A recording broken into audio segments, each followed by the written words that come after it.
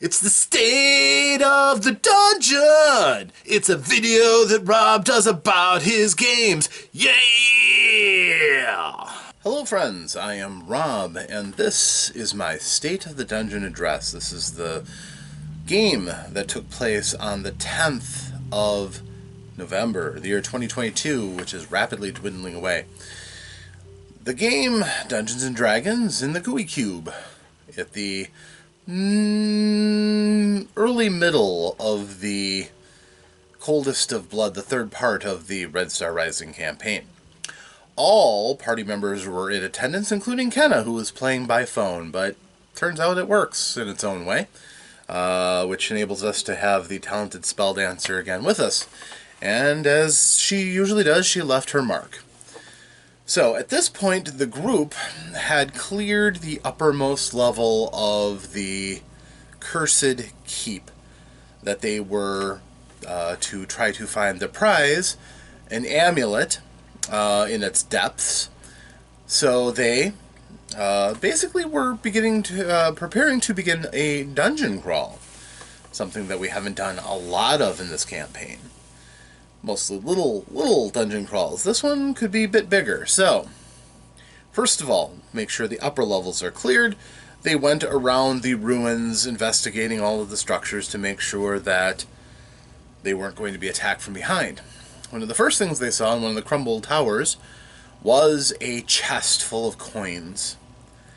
The party's instincts immediately screamed trap.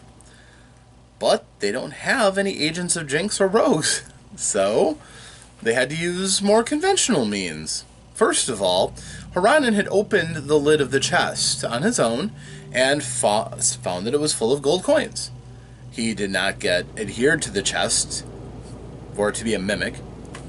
It did not attack him, no harm befell him, but he was, at the time, there was kind of a running fight against these Vyles that had occupied this cursed keep. So, he kept going. Well, now they had the luxury of going back to it. And again, chest full of gold coins.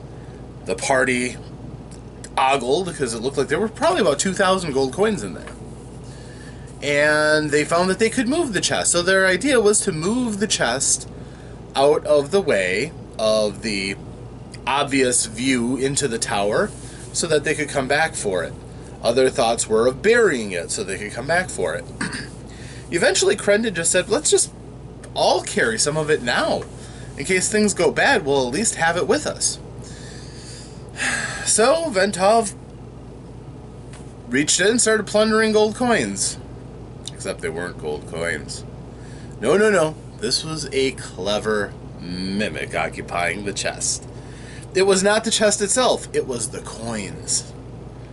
Yeah, it wasn't the biggest of mimics, but it was a sneaky one.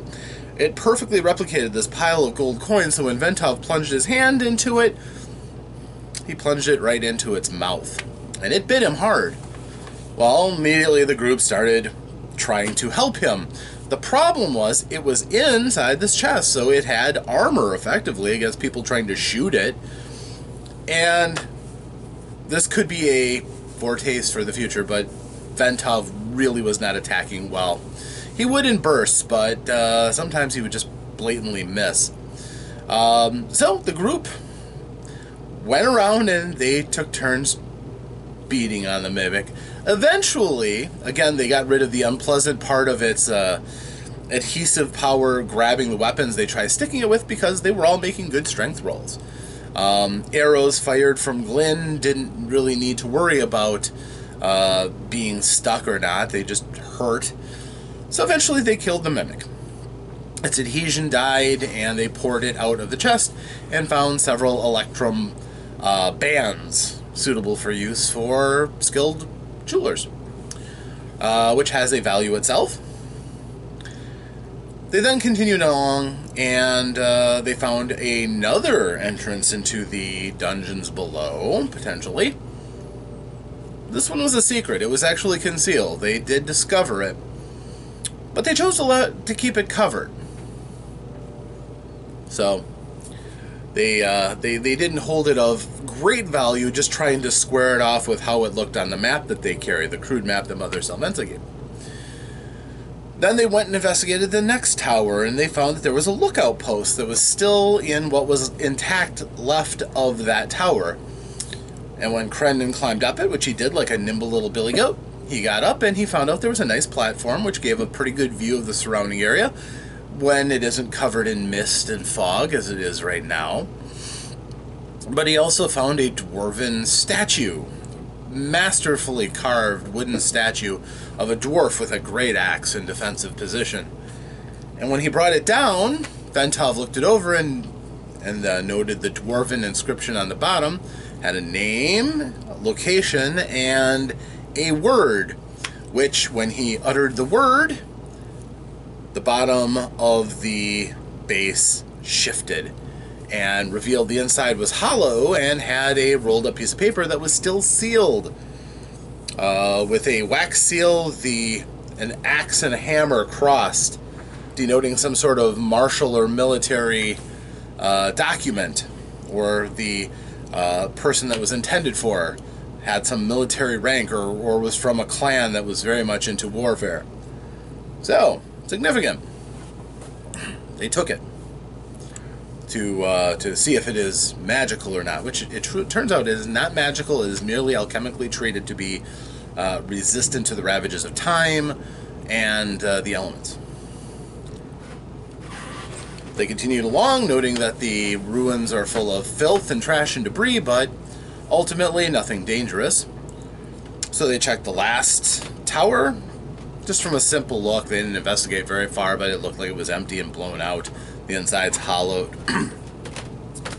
So, I'll be right back.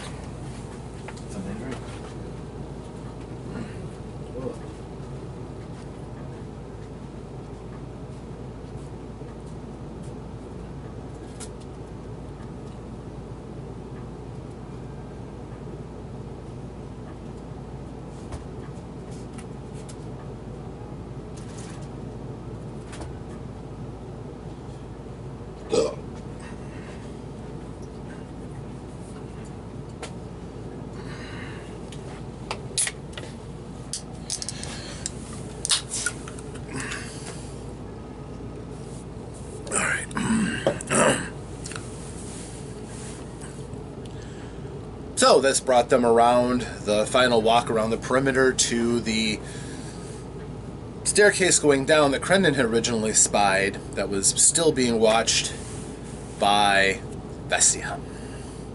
Nothing had come out. She hadn't heard anything yet, but she was keeping an eye on it while the others finished their sweep around the surface. They got back, reunited. All right.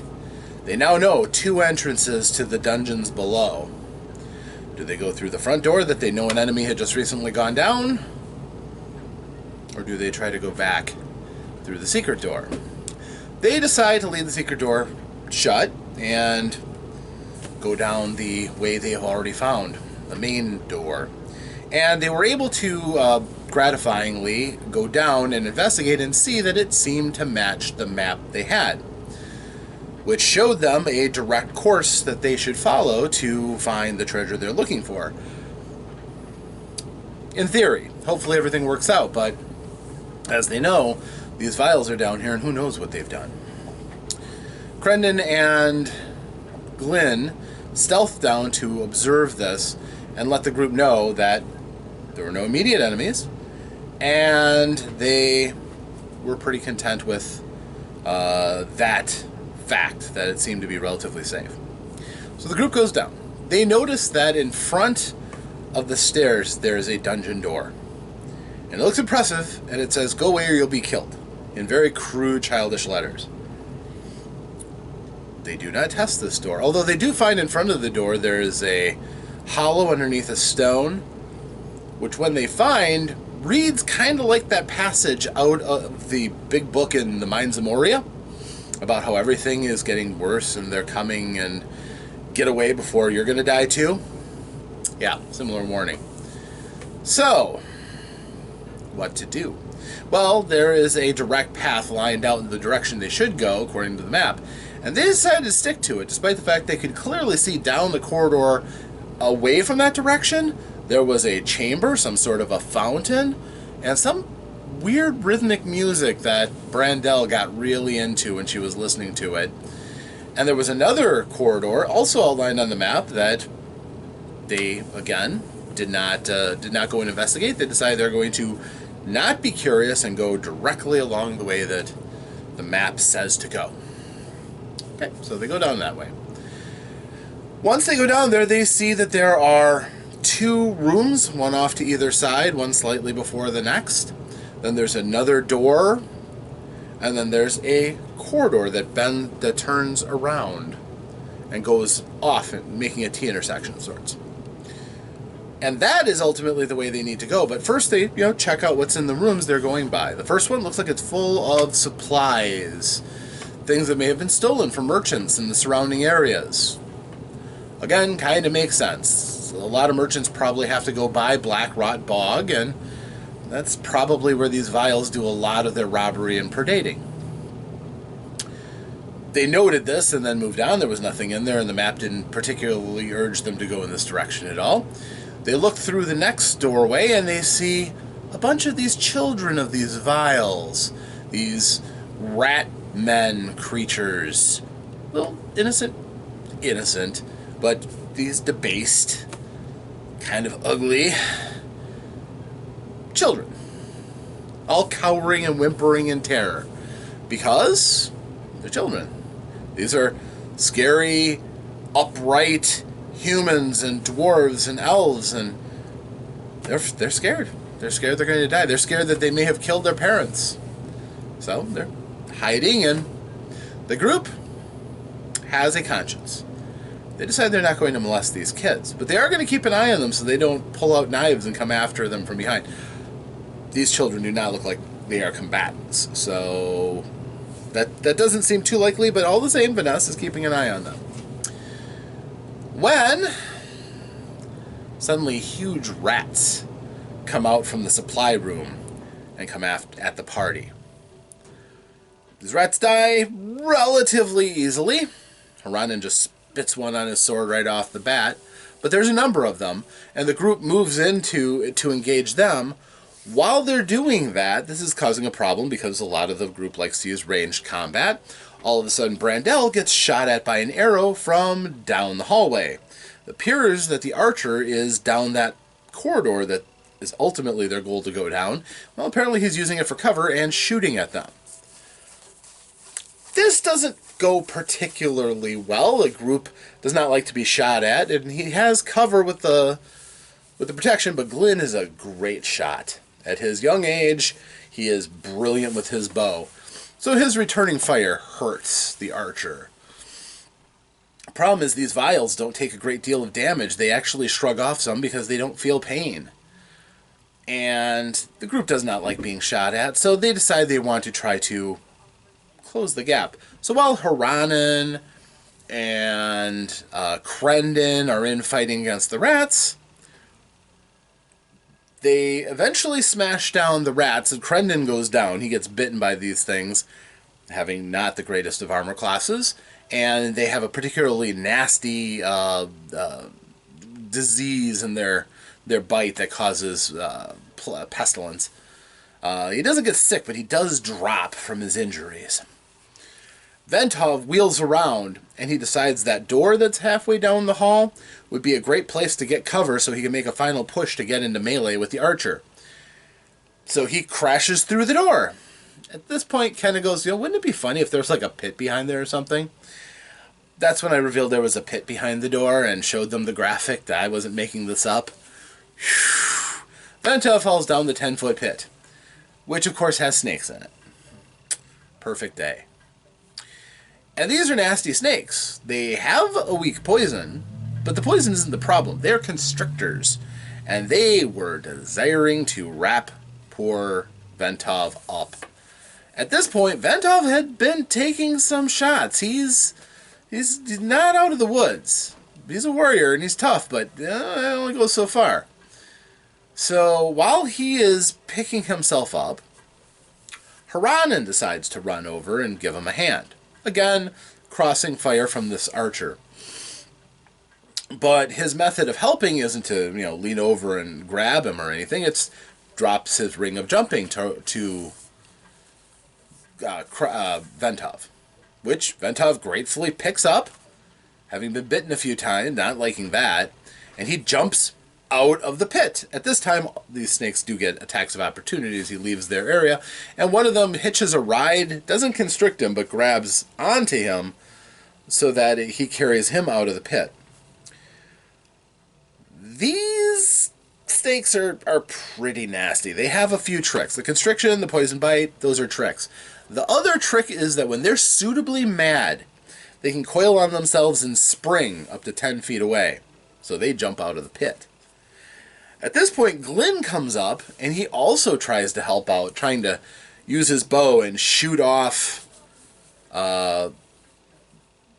He's kind of making a habit of this, just shooting off creatures that are grabbing onto his friends. And one example, which I had forgotten until now, when they were exploring the keep, they did actually find, or Haranen actually found, a great axe coated with alchemical silver that had a decayed hand still gripping the base. And when Crendon took a look at it, and he confirmed that that was alchemical silver, and it's a nice axe, the hand animated as a crawling claw and jumped and clawed him in the face.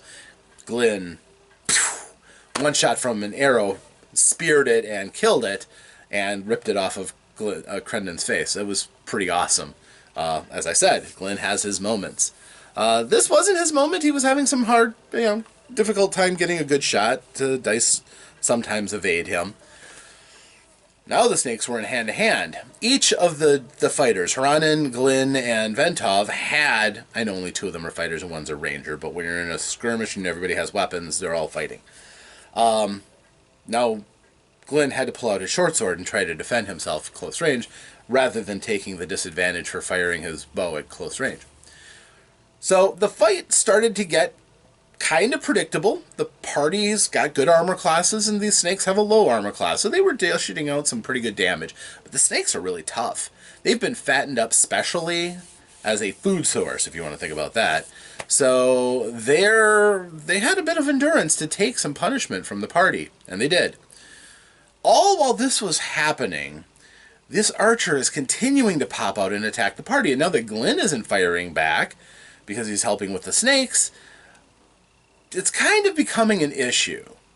So Kenna, who has been throwing out her firebolts to help, first against the rats, then against the archer, she decides she's just going to look for a way to just kind of get out of this problem. So she bolts down the hallway so she can fan out and she can see what's down the hallway. She can get at the archer without him getting covered, because he's only hiding around a corner. And that's when she sees it. There's not just one archer there. There are 4 archers who are firing in rotation, so none of them are exposed to direct danger for very much. And there's 8 others with spears that are ready to charge out behind them. They were trying to draw people into an ambush so this whole wave could just flatten a bold adventurer who came up by themselves. And guess who came up by herself? All of a sudden, Kenna goes, "Oh, there's a lot of them here." Well, up to this point, turned out that their Bonduran guide, Vestia, really hadn't participated a lot. This is for the younger folks. She was holding on to her resources. But when she read the reaction of Kenna and realized that they were expecting an ambush, one of them got away and went down, so she was ready with her magic in case a large body came at her. She has area effect spells, fun ones like Color Spray, but also Fireball. She decided this was the time. She consulted with, she asked really quickly of Vanessa, "Do you still have some healing ability?" What she did not get back in response is that Vanessa had switched out her spells. She didn't have a Cure Wounds spell. She had Goodberry. Not the kind of thing you use in a fight. But she does have this awesome cracked rod of healing that is wacky. It's fun. It's got high risk, very limited reward. Sorry, very limited risk, very good reward potentially. So she was ready to use that if she needed to. So, knowing that Kenna hadn't really been hurt yet, and knowing that a large body of enemies was over there, she blindly threw out a fireball to the corridor intersection, as close as she could fan it, so that as much fire would go down the side corridor. Unfortunately, this is going to catch Kenna as well. Now, Kenna later grumped that she could have, if she had gotten warning, she could have used Misty Step to get out of the way of it. This might have been true. But she didn't. She didn't make her saving throw either, so she got blasted for most of her hit points and damage. She was left standing, but not by much after this blast. The blast fried several of the Vyles that were waiting in ambush, and a couple of the archers as well, drastically thinning out their numbers. But now Kenna was badly hurt and still exposed. The warriors were all fighting these snakes. These snakes were vicious, and where they were starting to constrict, as they had constricted Haranen at one point, who, with disadvantage, killed the one that had constricted him, but they hurt when they constrict. At one point, all three of them were constricted, which sucked for them. These snakes were vicious. So they didn't really have an opportunity to go out and help against the Vyles. The spellcasters pretty much had to do it for themselves. And Crendon had been downed by the rats. Again, Crendon is the one who has direct healing with his healing word. Vanessa has good berries. Good berries can't get a person up who is down and dying. So she pulled out the wand and she used it and hit him with a bunch of good berries. Because that's one of the possibilities, is to make 10 good berries, but that isn't going to get him up. Finally, Crendon said, heck with it. He pulled out a gooey reward card he'd been sitting on. Divine Favor. Instantly back up, full hit points. And I decided to go even a little bit further. Jinx loved him so much that not only did he bring him up, give him full hit points, he refilled his spell slots too. He had basically the benefits of a full rest. That helped a lot. It really did. So, while he's upright, and Brandel has been shooting firebolts down and trying to do what she could. Finally, she realized the fighters aren't going to help. And that fireball left Kenna painfully exposed, and there's nobody else who can help her the way that I can. She ran down the corridor and stood in front of Kenna. Now, this is a charming and heartwarming act of selfless bravery of a wizard to protect her wounded sister. And very much in keeping with the character and just the spirit of what it means to be these Hanatas. And these people are your family. These people are not only your friends, they are your family that you grew up with. So this is really good stuff. There's no question. They get it. This group gets the idea of being in these characters, caring about each other in a way that most other parties just don't. So, at this point, she's standing there, but no good deed goes unpunished, because the Vyles lit her up. The ones with spears charged forward and lanced into her, and even though she had mage armor, I was rolling hot. She took almost her entire life's worth of damage at one go. It was pretty bad. Kenna gets shot with an arrow. Thunk, dropped. So that's looking dire. And, now there's 3 with spears that are menacing Brandel and threatening to take her down. She gets shot with an arrow. And there's one who just dropped Kenna, and now he can go after her too. Vestia continues to throw firebolts and drops another one. So there's fewer. The guys are still fighting against the snakes. Vanessa is just doing what she can, and she finally throws a dagger and drops another vial, because she throws daggers and kills things. She is the worst kill stealer in the whole party, without fail. Which is pretty hilarious. She probably does less damage than anybody else in the party, but she kills the things that have just a handful of hit points without fail whenever she throws her darts or her daggers. Always kill stealing. So, she goes up to try to help. Brandel eats her golden potato that she got from the St. Patrick's Day episode, which completely restored her hit points. There's only one person who's got another one left. Everyone else has used theirs, which does kind of tell you how dangerous this game can be. But Vanessa still has a golden potato that she can use to restore her life to full again. But that's it. Everyone else has used theirs. So at this point, the replenished Crendon comes out, throws out a healing word on Kenna to get her upright again. Which is good, because Kenna did hit something with her, tried to hit something with her sword. That didn't work. So she went down, then she gets up, and she's doing her spell dancing thing, throwing out a firebolt and charging up her spell dancing, which will allow her to do an empowered firebolt the next round if she can get it off. This has been a tactic that's worked out pretty well for her in the past. It just uses up her bonus action to do performance so that she can shimmy and shake and get ready to rock with a more powerful spell. It's an interesting thing, the Spell Dancer. If you're not familiar with it, go to GUIcube.com. The class is there, downloadable for free. So, things are kind of at a tipping point here. The fighters are getting really beat up. These snakes have taxed them quite a bit, and they haven't been getting a lot of help from the healing of the rest of the group. Most of the healing has been in just trying to keep people upright. It's been pretty dark. So, at one point, Brandel goes down as well. Before she ate the potato, I believe. She also got raised up with a healing word, and then she ate the potato, if I remember it. So, 3 people went down. Eventually, the snakes dropped. And they were able to team up and finish off the last ones. And the group, now able to kind of get back to getting together a bit. Vestia runs up, and she's beside herself. She hated fireballing Kenna. She did not want to do it. She knew she needed to do it to try to flatten as many of the enemy as she could, and she hoped that Kenna would weather the worst of it. She didn't. She was knocked unconscious as a result.